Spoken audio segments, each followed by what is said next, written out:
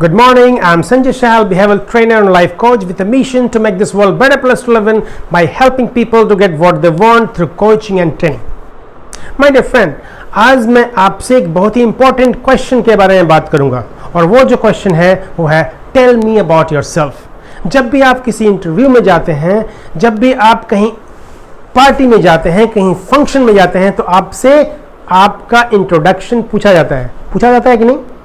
तो उस इंट्रोडक्शन के बारे में बात करेंगे, कैसे आपको उसके बारे में आंसर करना चाहिए, स्पेशली इन इंटरव्यू। हमारा आज का एजेंडा है नंबर 1, आपको मैं बताऊंगा कि उसका स्ट्रक्चर क्या होना चाहिए, उसमें क्या क्या कंटेंट होना चाहिए, कैसे आप स्टार्ट कर सकते हैं और कैसे इसको फिनिश कर सकते हैं। नंबर 2, मैं ये बताऊंगा कि आपको क्या क्या उसमें बातें नहीं करनी चाहिए, क्या क्या चीजें हैं जो आपको नहीं बतानी चाहिए। नंबर 3, मैं बात करूंगा कि आपको क्या क्या चीजें जरूर बताना चाहिए।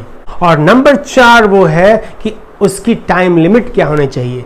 आप जो उसका आंसर देंगे उसका टाइम फ्रेम क्या होना चाहिए। क्या आपको 1 मिनट तक बोलना है या 5 मिनट तक बोलना है या 10 मिनट तक बोलना है। So let's begin.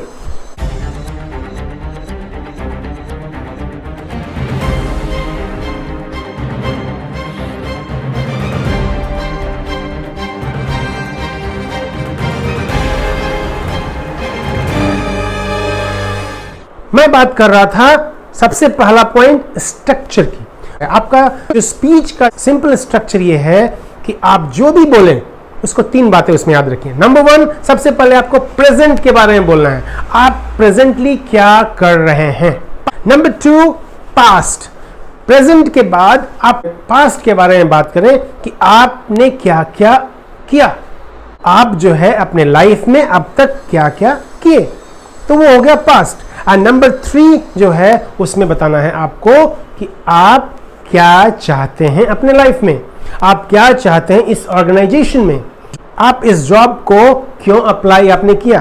तो सबसे पहला क्या हुआ, प्रेजेंट को बताइए। नंबर 2, अपने पास्ट को बताइए, आपकी अचीवमेंट। एंड नंबर 3, आपको फ्यूचर के बारे में बताना है।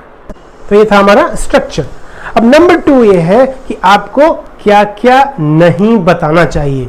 वो बहुत ही इंपॉर्टेंट चीज है कि आपको क्या क्या डिस्कस वहां पे नहीं करनी चाहिए।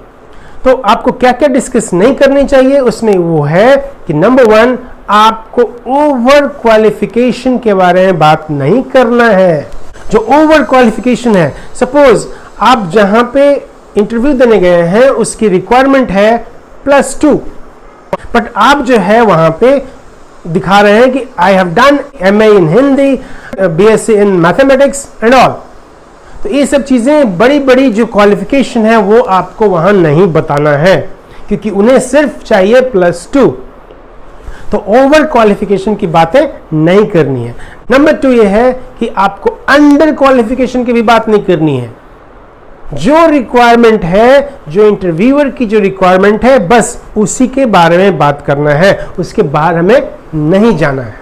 जो नंबर 3 है जिसके बारे में आपको बात नहीं करनी है कि आपको ये नहीं बताना है कि मैंने इंटरव्यू के लिए कुछ प्रिपेयर किया ही नहीं। अनप्रिपेयर्डनेस के बारे में बात नहीं करनी है।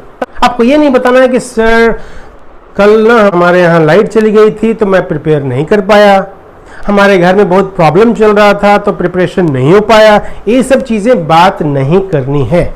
अब हम चलते हैं चौथे पॉइंट की ओर जिसके बारे में आपको बात नहीं करनी चाहिए। वो है निगेटिव अबाउट कंपनी के बारे में कुछ भी निगेटिव बातें नहीं करनी है। सपोज आपने रिसर्च किया गूगल पे उस कंपनी के बारे में और उसके बारे में कुछ आपको निगेटिव जानकारी मिली, तो आपको वहां पे डिस्कस नहीं करनी है।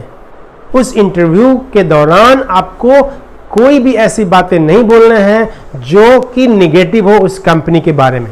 और एक और बहुत ही इंपॉर्टेंट पॉइंट है कि जब भी आप इंटरव्यूअर आप दे रहे हैं और इंटरव्यूअर कुछ क्रॉस क्वेश्चन करता है, कुछ गलत बोलता है और आपको लगता है कि वो गलत बोल रहा है, तो आप इसको एक बार क्रॉस कर सकते हैं पोलाइट वे में। लेकिन अगर वो रिपीटेडली वो बोलता है कि no it's right, I am right, तो आपको उसके साथ ज्यादा बहस नहीं करनी है, बहस में नहीं जाना है, सॉरी करके वहीं पे रुक जाना है। अब हम चलते हैं कि क्या आपको बात करनी चाहिए। अपनी अचीवमेंट के बारे में उससे बात करिए, वो अचीवमेंट जो उस जॉब से रिलेटेड हो। जो भी चीजें आप उस वहां पे बात करें वो उससे जॉब से रिलेटेड होना चाहिए।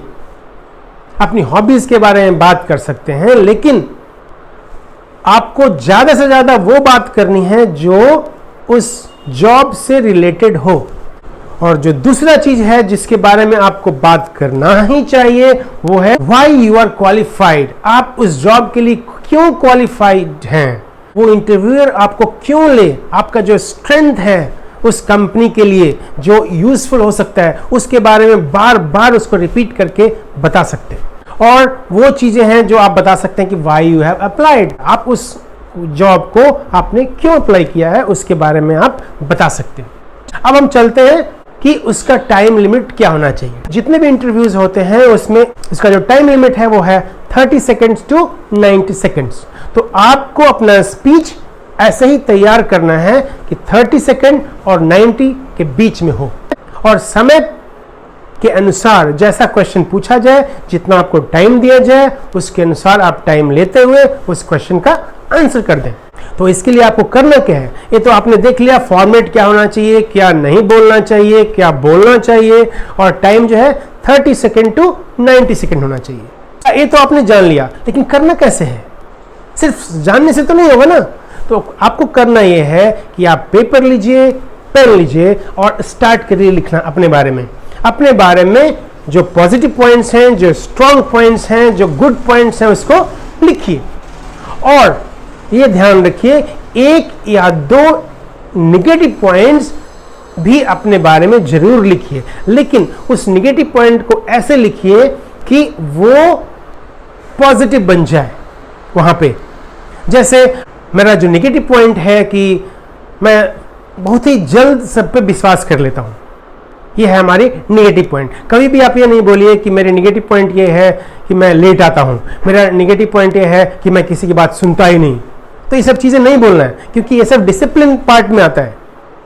तो वही करना है आपको कि आप एक पेपर में अपने बारे में पूरा लिखिए और उसको फर्स्ट रीड करिए एंड टाइम देखिए, स्टॉप वॉच को लगाइए और रीडिंग करिए, नॉर्मल रीडिंग, फास्ट रीडिंग नहीं।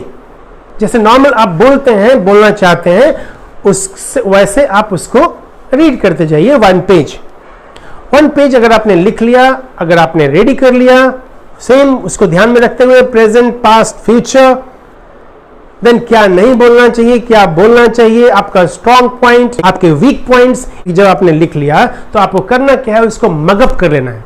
उसको मगअप कर लेना है। मगअप मीन्स रट्टा मार लेना है। रट्टा मारने के बाद आपको करना क्या है कि आप उसको नॉर्मल वे में उसकी प्रैक्टिस करिए। ऐनक के पास मिरर के सामने खड़े होकर उसकी प्रैक्टिस करिए।